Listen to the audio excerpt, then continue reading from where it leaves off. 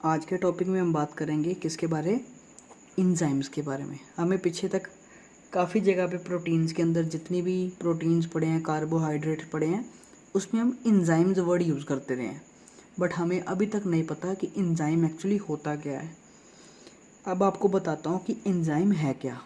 इसको अगर simple wording में बताऊँ तो मेरा एंजाइम जो है, जैसे हम केमिस्ट्री में सिंपल केमिस्ट्री के अंदर यूज़ करते हैं कैटालिस्ट, कैटालिस्ट यूज़ करते हैं हम, उसी तरह से एंजाइम्स हैं हमारे क्या, बायोलॉजिकल कैटालिस्ट।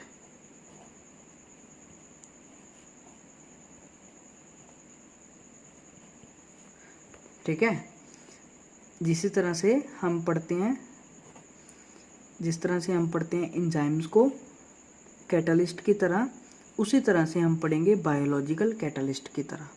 ठीक है, मीन्स कैटालिस्ट और एंजाइम्स एक ही चीज़ है। समझ लो कि आपको सिर्फ बायोलॉजी के टर्म में इसको कैटालिस्ट नहीं बोलना, इसको हम बोलेंगे एंजाइम। ठीक है, कैटालिस्ट का काम क्या होता है? अगर हम सिंपल रिएक्शन में केमिस्ट्री के अंदर बात करते हैं तो किसी भी रिएक्शन के अंदर कैटालिस्ट का काम क्या होता है कि किसी भी रिएक्शन की स्पीड या रेट को क्या करना, फास्ट। ठीक है, अगर किसी रिएक्शन के अंदर कैटालिस्ट प्रेजेंट है, इसका मतलब होगा कि वो रिएक्शन को फास्ट करने का। ठीक है, और एंजाइम्स क्या करेंगे, एंजाइम्स का काम भी वैसे ही है कि जितने भी हमारे पास बायोकेमिकल रिएक्शंस हैं,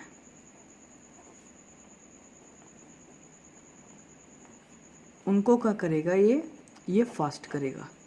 ठीक है, एंजाइम्स क्या करते हैं, हमारे अंदर बॉडी के अंदर जितने भी रिएक्शंस हो रहे हैं, ऑक्सीजन को लेना, उसको ब्रेक डाउन करना, शुगर को लेना, उसको ब्रेक डाउन करना, खाना पीना पचाना, किसी भी तरह से ये हमारे क्या करते हैं, अंदर की जो रिएक्शन प्रणाली है, जो केमिकल रिएक्शन हमारे अंदर हो रहे हैं, उसको क्या करेंगे, फास्ट।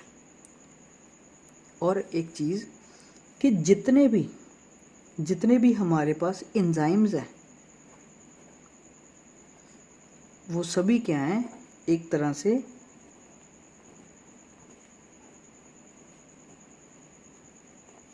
Globular protein. ठीक है, अब आपको ग्लोबुलर प्रोटीन पता है कि जिस तरह से ग्लोबुलर प्रोटीन का स्ट्रक्चर है, दो तरह के प्रोटीन थे ना, ग्लोबुलर का स्ट्रक्चर था कुछ इस तरह से,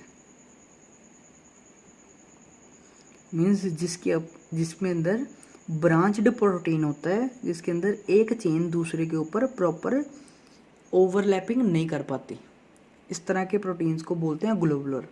और हमारे एंजाइम्स भी इसी तरह के होते हैं, इनको बोलते हैं ग्लोबुलर एंजाइम्स या सिंपली एंजाइम्स। अगर आपको एंजाइम की एग्जांपल दूं तो एंजाइम की एग्जांपल क्या आएगी, जैसे हम यूज़ करते हैं हाइड्रोलिसिस, कैटालिटिस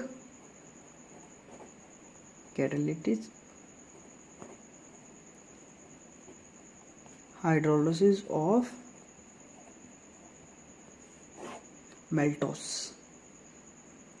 ठीक है, मैं क्या कर रहा हूँ, इन मेल्टोसिस करने लगा हूँ। मेल्टोसिस क्या चीज़ है, या मेल्टेसिस जिसको बोलते हैं, क्या होता है कि मान लो मेरे पास सुक्रोज है, सुक्रोज को हम ले लेते हैं बॉडी के अंदर। ठीक है, सुक्रोज हमारी शक्कर की तरह समझ लो प्रेजेंट है, सुक्रोज को हम ले लेते हैं बॉडी के अंदर, तो क्या होगा, वो ब्रेक डाउन होगी ग्लूकोज में। अब ये सारा प्रोसेस इतना सिंपल कैसे हो गया, सुक्रोज ग्लूकोज में कैसे ब्रेक डाउन हुआ, इसी स्टेप को हम पढ़ते हैं डिटेल में। और ये अपने आप तो होगा नहीं, सुक्रोज का फॉर्मूला होता है C12H22O11, ये हमारी होगी सुक्रोज। सुक्रोज की करनी पड़ेगी हमें हाइड्रोलिसिस, मतलब मैं इसको रिएक्ट करूँगा पानी के साथ, तो ये क्या बनेगा, ये बनाएगा ग्लूकोज। प्रॉब्लम क्या है कि ये रिएक्शन काफ़ी ज़्यादा स्लो है, इसके अंदर सुक्रोज के अंदर इतनी एनर्जी नहीं है कि वो अपने आप ब्रेक डाउन करके ग्लूकोज में चेंज हो सके। इसके लिए हमें यहाँ पर डालना पड़ता है किसको, मेल्टोस। ठीक है, मेल्टोस डालना पड़ता है। मेल्टोस क्या करेगा, इस चीज़ को इस चीज़ में कन्वर्ट करने के लिए अपने से कुछ एनर्जी प्रोवाइड कराएगा इसको। ठीक है, एनर्जी प्रोवाइड कराने का मतलब कि ये आप ऐसा कह सकती हो कि ये मेल्टोस क्या करेगा, हमारा एक तरह का कैटलिस्ट हो गया जो सुक्रोज को एक एक्टिवेशन एनर्जी दे रहा है। इसकी इस रिएक्शन की जो एक्टिवेशन एनर्जी है ये क्या कर रहा है, it reduces the activation energy require for the reaction. देखो, किसी भी रिएक्शन को स्टार्ट करने के लिए कोई ना कोई एक्टिवेशन एनर्जी चाहिए।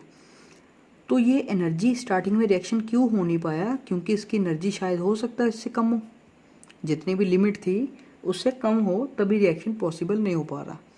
बट अब जब हम माइटोसिस उसमें ऐड करेंगे तो क्या करेगा, वो इसकी एनर्जी कम कर देगा। अब इसकी एनर्जी ज़्यादा है, जो रेंज की एक्टिवेशन एनर्जी है उससे कम ज़्यादा होने के कारण अब ये रिएक्शन हाइड्रोलिसिस करके इसमें ब्रेक डाउन होगा, तो यहाँ पर 2 मॉलिक्यूल बाहर निकलेंगे। इस चीज़ को हम बोलते हैं एंजाइम्स। ये हमारा बेसिक फंक्शन है एंजाइम्स का।